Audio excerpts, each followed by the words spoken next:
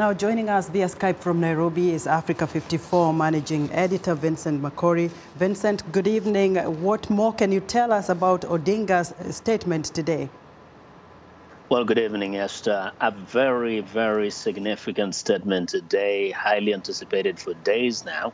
What Mr. Odinga is saying basically is that he's forming a kind of an alternative to the existing government at the moment. And he's saying that NASA will now be pushing for the formation of what he called the Assembly of the People, People's Assembly, that will run Kenya until a legislative executive is elected and formed. Now, the People's Assembly says will include the youth, religious leaders, economic interest groups, and the civil society. This assembly, People's Assembly, seeks to restore democracy, constitutionalism, and the rule of law in the country, which it says doesn't exist at the moment or is under threat. Now, very significantly set out 6 key issues that assembly will seek to address in the coming days. It says, first, the systematic failure of the Electoral Commission bodies and the electoral systems. Also will address exclusion and discrimination in the allocation and distribution of public resources.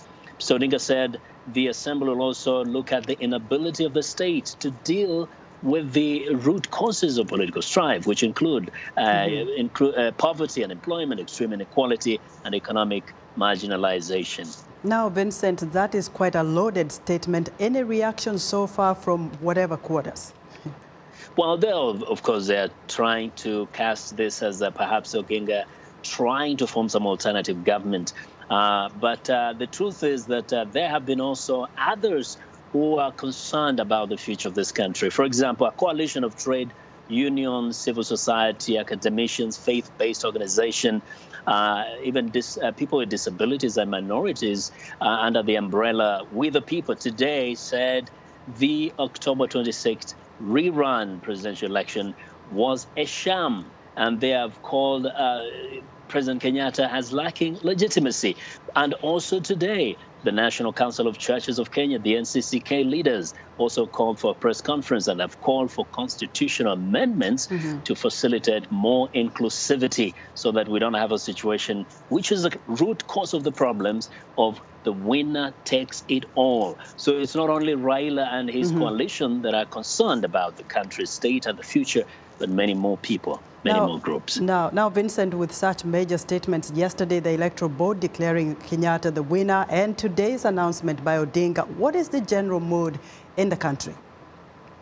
Well, first, let me actually start by saying that many people have been concerned by the fact that after this point, we have seen violence, you've seen killings, but not once have you heard the president of the nation, Uhuru Kenyatta, or his deputy, acknowledge that dozens of civilians have been killed by the police, including children. There hasn't been some kind of even just sympathetic statement from the government side.